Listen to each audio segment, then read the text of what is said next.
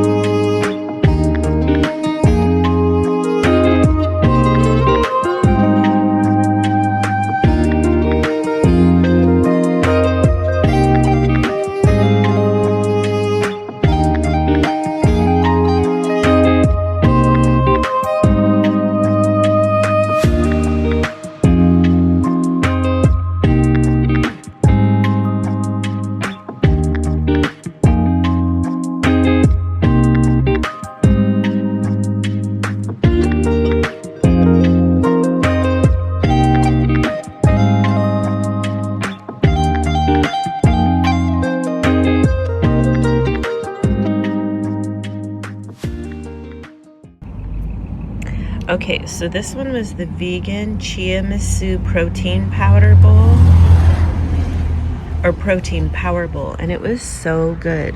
It's definitely dessert. So it has like a coffee, cardamom, cinnamon kind of a flavor, and it's really good. It's perfect for like after you have your pasta dinner. And then we had this one, and it's a strawberry vanilla protein chia parfait, and that was really good. I already ate my half. And then this was the Cadbury. I got the hot Cadbury cream mocha, and it was so good. It's supposed to be kind of like those Cadbury eggs. And then what'd you get, sis? A snickerdoodle latte. Ooh, how is it?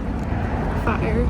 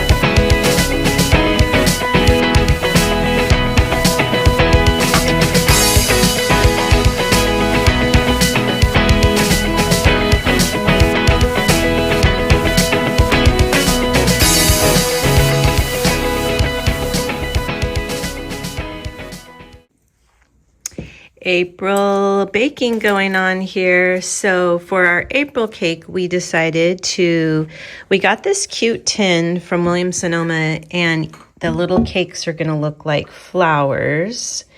So this is going to be our April cake, and what we're going to do is practice with these today, and then we're going to make them again for Nana's 84th birthday. We're having a little women's brunch tea kind of party for her, and we'll have little cakes like this. So today we're making lemon. And Lily's already measuring things out, and we'll let you know how it goes.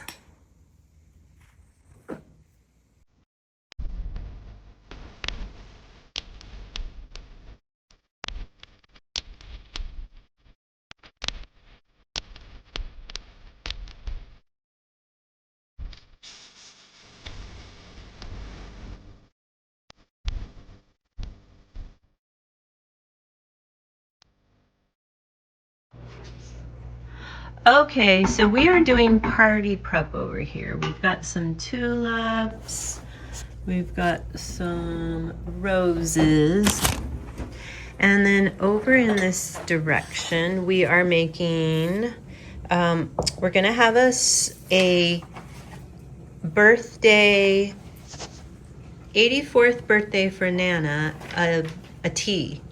And so we are going to have, I busted out my recipe book. So from the Pioneer Lady or Pioneer Woman, we're going to make the baked French toast.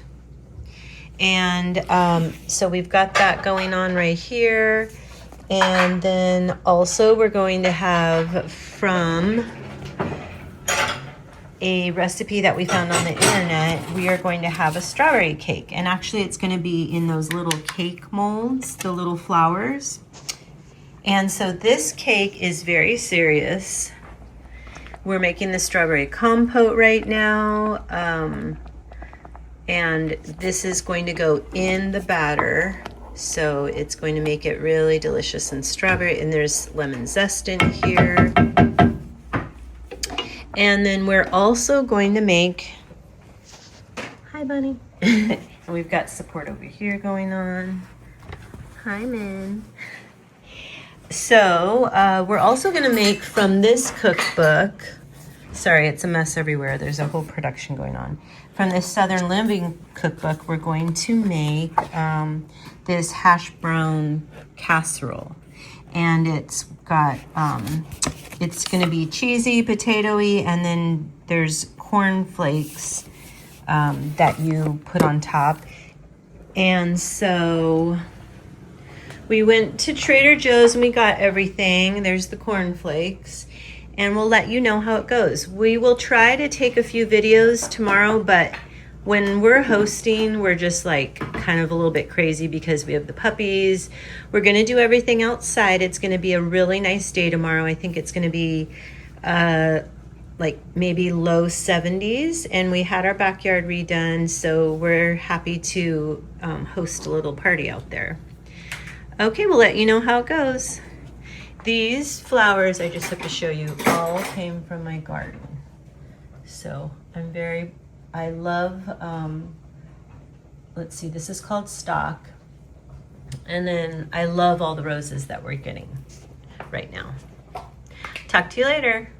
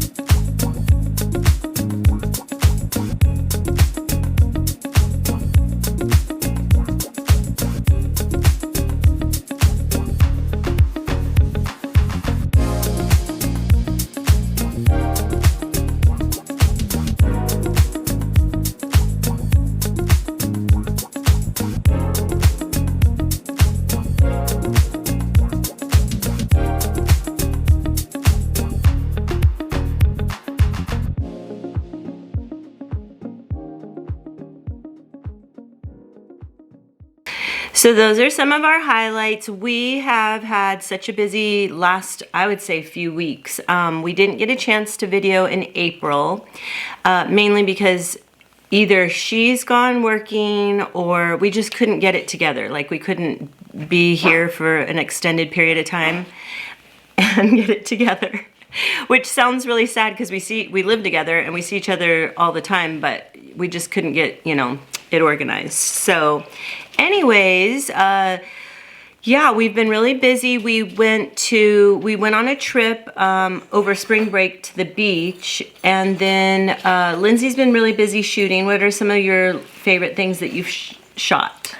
I just shot for Tilly's recently, which was super fun. We did like a little commercial, and then my Hollister campaign that I shot is out now in store. So if you shop at Hollister, I'll be in there. Oh yeah, and we'll try to make sure the video's in the highlights.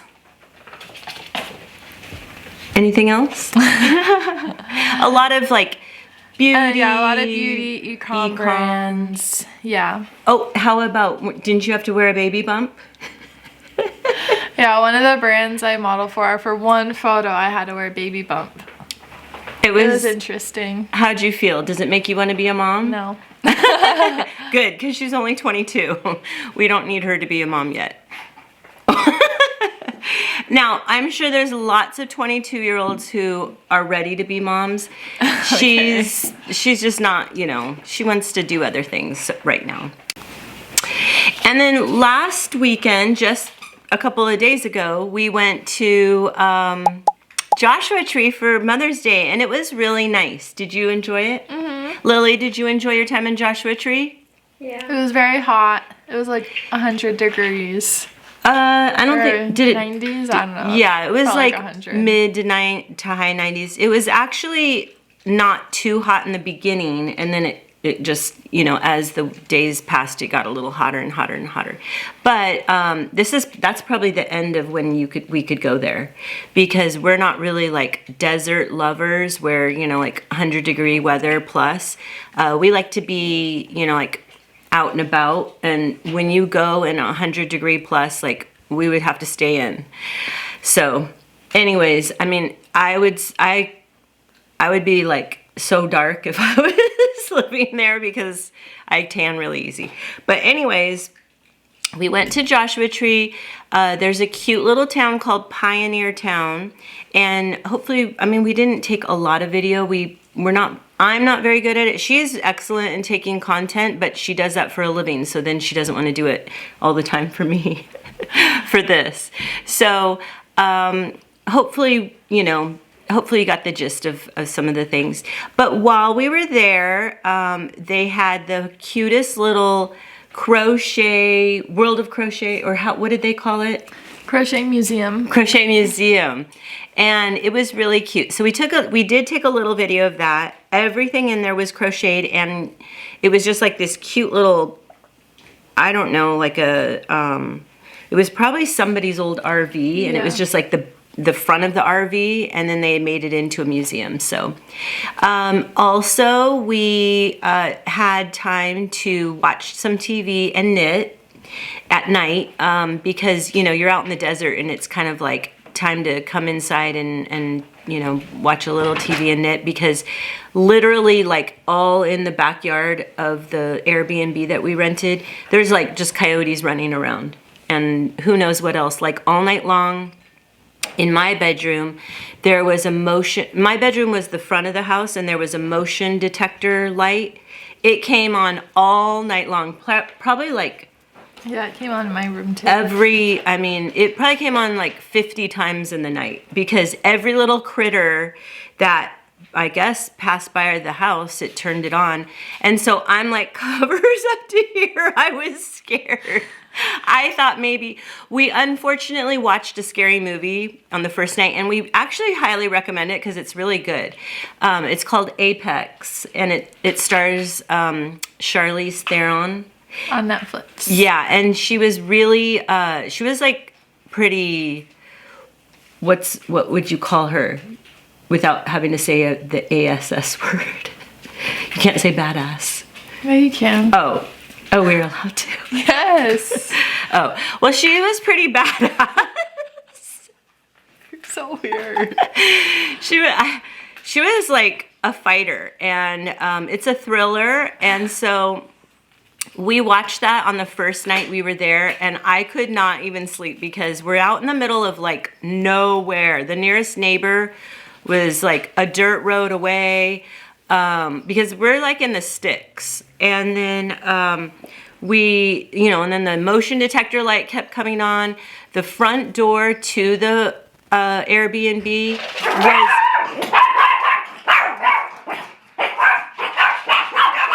and then also the front door of the Airbnb, which was actually a really cute Airbnb. Like they decorated it really cute. The whole place was redone, but the front door was slightly like janky. Like I feel like you could just like push a little bit harder than normal and it would just pop right open. And I was sleeping right by that, so I was like covers up to here. I was like covers up to here all night till 1. And then I woke up at 5 and I was just like, please, I'm still alive. Okay, good. She slept like a log because she didn't even think about it. Okay, so while we were in Joshua Tree, I did finish something. And actually I've been working on this for a while. It was like I worked on it and then I stopped for months because then I was working on something else, and then I started it again. So I just finished it and I was super happy to get it off the needles because I just have like a huge list of things that I want to make. And this one was bothering me that I didn't have it off the needles. So Lindsay dyed me this color a while ago, and I would like to call it, because you know we don't name any of our colors, but it's kind of like a neon avocado. I wanted it to be kind of like a bright moss because the name of the shawl is Forager Shawl. And so I knew I wanted it to kind of look like, you know, what you would see out in, maybe out in the wild. And then the colors I knew were going to be the bunny box from 2 years ago. And so I think it was from 2025. And so it was these kind of pastel colors. And so remember with brioche, you knit the front and then you also slide it back over and you knit the back. And then it would, on the other side, it's going to be the opposite of that. So you would see just the opposite as the front and the opposite as the back. But anyways, so, and this is kind of like offset brioche. See how it's not in a straight line? It's like the main row is here, but on the next row it's offset. And so I think she calls that, let's see, brioche. It was brioche and then I can't remember the word, but anyways, it was easy brioche. So if you are a little bit timid with brioche, this is a great pattern. It's not too hard.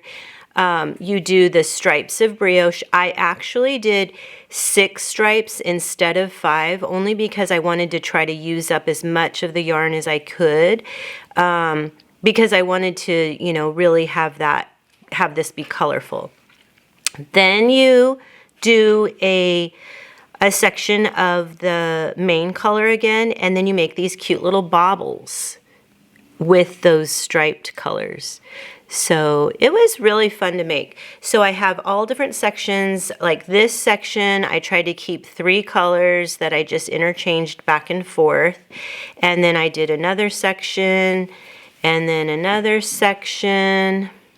And this section looks like I did 2 sections the same, but they're actually like one's pink and one's purple. And then another section. It was really fun.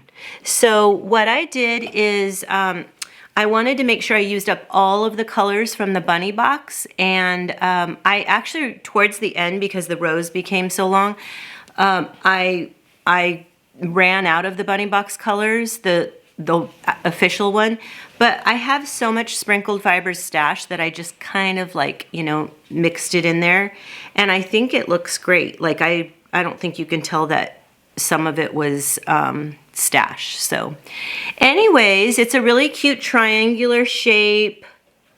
And it's of course, this is why I love brioche. It's super squishy. So very squishy, and it's really colorful. So that's the Forager Shawl. Then also while I was there, I'm telling you, at night we had the best time. We just like got dinner, and then we had movies we had planned to watch and knit, and really like it was a really nice weekend. So I made I made sure I brought my projects that I had on the needles that I knew I really wanted to try to get through. So then I also finished my sweater number 20. Did you see my Of this year or ever? What do you mean? Sweater number 20? Oh no, that's the name of it. Wow, she was impressed. I was like, that doesn't sound right. It's May, and she thought this was sweater number 20 of the year. So this is by My Favorite Things Knitwear, and I actually found this designer through Renee, who she used our 2025 Advent to make sweater, I think, number 1, and it is like gorgeous and amazing. You hold it, I think she held it single with mohair, and it's so beautiful. So I was looking at the designer, and I was like, man, I really want to make something with this one color that Lindsay made for the Christmas. It was for one of the Christmas kits. I want to say it was the Sugar Plum kit. Yeah. And it kind of looks like, to me, peppermint. So I think that's what I called it. It's like pink, red, and white. Can you see that? And so I just thought this would be such a cute color to use for a sweater. And with this kind of color, it's not, you know, like solid. So you could almost wear it like, you know, from, I don't know, December, January, February, like, you know, all through the cold months, because it's kind of pink and it's kind of red. So it could be either. And I loved the cables. So I haven't blocked this yet, but all of this is cable work. Okay, and then you do the same thing with the sleeves. You follow a cable pattern, and it was kind of a lot of work, but I loved it. I really love cabling. So you just have to know how to cable, and if you know how to cable, you'll be fine with this. If you don't know how to cable, she actually has a video, and also, I mean, on YouTube, you can literally find every cable possible, but her charts were very easy to follow. I will tell you one thing that was difficult is her charts are very tiny. So what I had to do is I had to blow them up, and then I blew them up, and then I just used a piece of like knitter's tape. It's that kind of like slightly colored, slightly opaque tape, or slightly translucent. What do you call it when you can kind of see through translucent. And I mean, my sheet was like long, because I would tape like 2 or 3 sheets together so that I could see the whole chart. Because what I tried to do is like take the easy road, and I was like, oh, I'm just gonna try to like kind of read it. I mean, they're tiny. I'm gonna show you one right now. I'm not allowed to show you the pattern, so I'll just have to show it to you really quick. But like, look at how tiny that is, okay? It's tiny. And so I just blew it up, and there's like, probably over the time of the sweater, you'll use like 6 different charts. So it's really important that you be able to read those charts and not feel like, you know, the dot is, I mean, just like a tiny dot could change the stitch completely. And then I look over, I'm like, wait a minute. And you piece, so you start at the top, you make the body, and then what you do is you make the back. This is a doubled over collar. So you knit this whole collar, and then you fold it over, and then you knit it. Do you see you knit it onto the body? And that was surprisingly easy. Like, it was no problem at all. I think she was there for most of it. The other thing I learned to do during this sweater, which I love to learn new things, and that's why I always do those West Knits mystery knit along, because like the whole thing is, you know, some kind of new stitch every section. But I also learned the Italian tubular cast off, and that's what this is.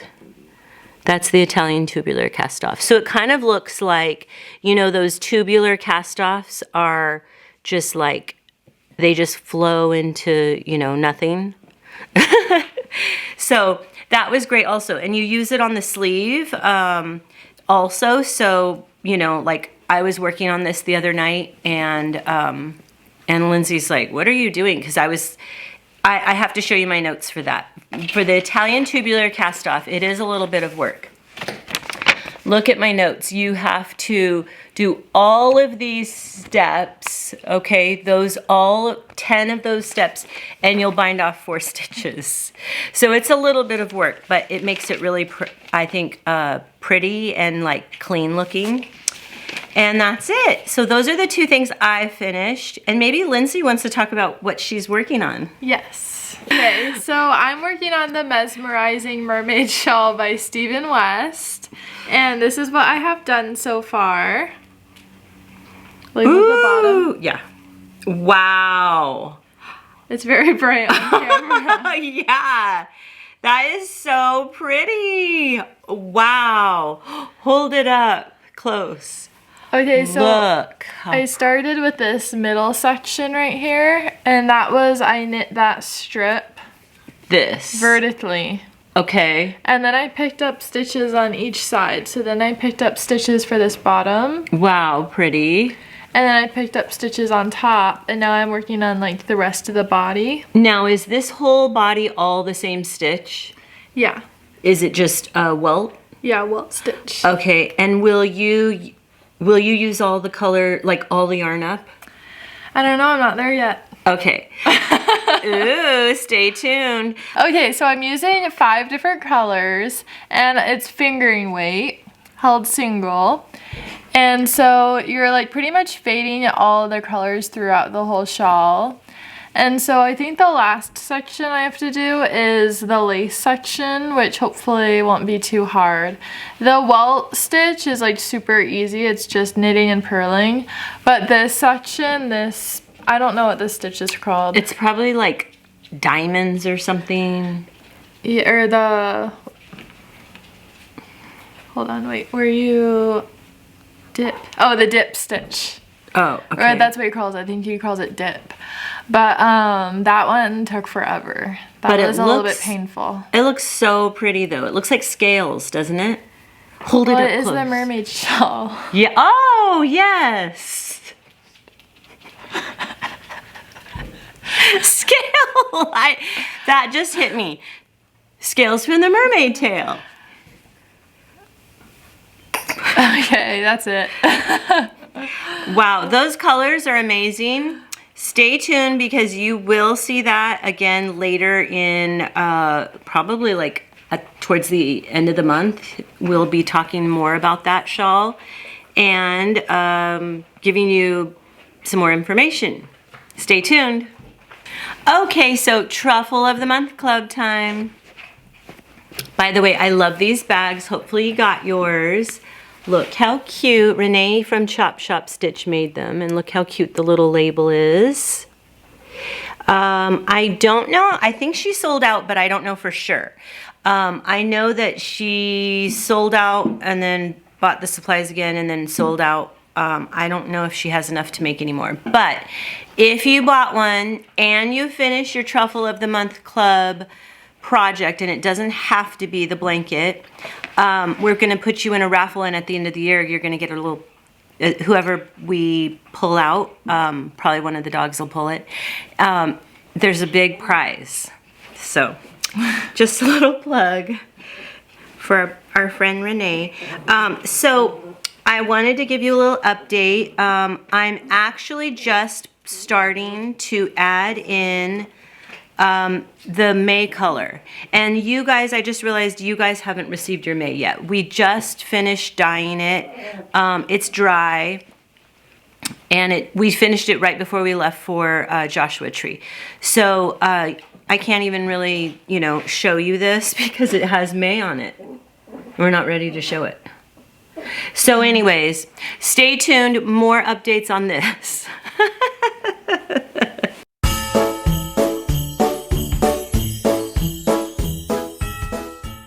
Okay, Advent time. So before I tell you all about our Advent 2026, we're gonna tell you our theme. So I don't know if you remember, but last Christmas we did a little nutcracker like painting party. And so I painted these, I think me and Lily did.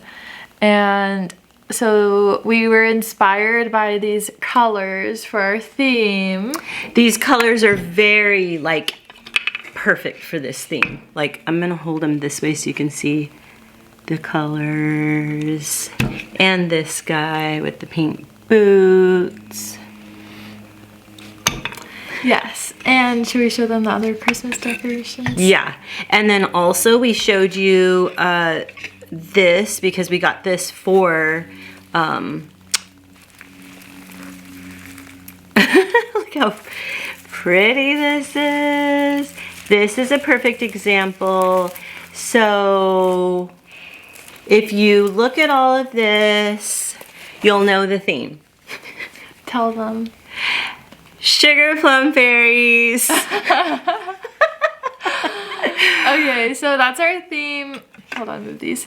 So that's our theme for this year's Advent, sugar plum fairies. So this Advent is going to be like a little bit different than most years. So most years we do 24 minis with one full skein and then some other like little goodies. This year, my mom and I, we picked a pattern that we're going to be making. And so we're going to have 25 minis. So you'll get, on the 25th day, you'll get a mini instead of a full skein. Mm-hmm. So that's a little bit different this year. They'll still be on our usual sparkle fingering base. And we're gonna have, along with those 25 minis, we're gonna have one sort of like big gift, which is gonna be very cute and useful and on theme. Mm-hmm. And shipping will be included as usual in the Advent cost. And then we picked a pattern and I'm gonna knit a sample of it using stash. And then we're gonna show you guys so you can sort of see like what it looks like and if you wanna make that using our kit. If you don't wanna make that pattern and you have like another pattern you've been wanting to make and it requires a full skein, then we're gonna have like an add-on of a full skein. So if you wanna add on like an extra full skein with your additional 25 minis, you can tell us and we'll like include that in your kit. Yeah, and there's definitely people that will want to do that. This year we decided not to have a designer design something for us, mainly because there are so many really good patterns out there that we would love to, like the pattern that we think we're going to be recommending, we'll know for sure once we knit the sample, but that designer I had never heard of before, and it's just, there's just so many great designs out there, and I mean every year they bring out more. Yeah. So we wanted to just go ahead and make it a little bit cheaper as well, less expensive, because we don't have to, pay for a design to be made. So that decreases the cost for you guys, because the surprise that we're gonna have is a big surprise. Like, each of you will get this big surprise, and it's really nice. It's something that is more, it's valued at more than the usual surprises that we have. So in order to do that, we had to find other ways to decrease the cost, because we wanted to keep it at a certain affordable amount. Also, just like last year, or no, not last year, but the year before. Remember how you made the sample and then we were able to dye it based on that? Yeah. That was really nice. That was the year with Beth McDonaldstone when we made the snowflakes, the sprinkled snowflake shawl. So Beth had gotten the design done early, and then Lindsay knitted it with stash, and then we were able to then dye it based on how it looked and keep it, you know, like make sure that it looked really nice. So we're hoping to do that again this year. The pattern that we're thinking of using is a fingering weight pattern, so you'll hold it single. It looks like brioche. I'm gonna just give them this. It looks like brioche. It's not brioche. It's much easier, but it's really gonna be nice the way that the colors will play together. And also, we are not doing a fade because of the pattern design. So it's not gonna be a fade. So if you are going to make a different design, it won't be a fade. And I'm telling you that because like what she's wearing right now was from one of our advents and it faded so pretty. Like, yeah, keep going. Look at those colors. It's so pretty. So I can't remember what year this was, but she made this. This is the puff stitch cowl by West Knits, and the colors are just like so. I loved them. And even last year's, it wasn't supposed to be a fade, and it kind of like faded because we have a hard time not fading. We just love to like go from color to color. But this year we are not going to fade. That is like, we are not fading. Because the way it's designed, it's better if it's contrasting. And today we are going to show you not the first two, but two of the colors that will be in the Advent kit. Yeah. We've dyed those up and we're ready to show you. Okay, so our two colors that we're gonna show you are these. So pretty. I love them. I feel like these look just like how I imagined our little sugar plum kit looking. So we have like a really pretty like dark periwinkle purple, and then the bottom one is like a light pink and light blue, both with like purple and pink speckles. So these are the only two that we'll show you, but these will be somewhere in our kit this year, and all the colors surrounding these will somehow coordinate.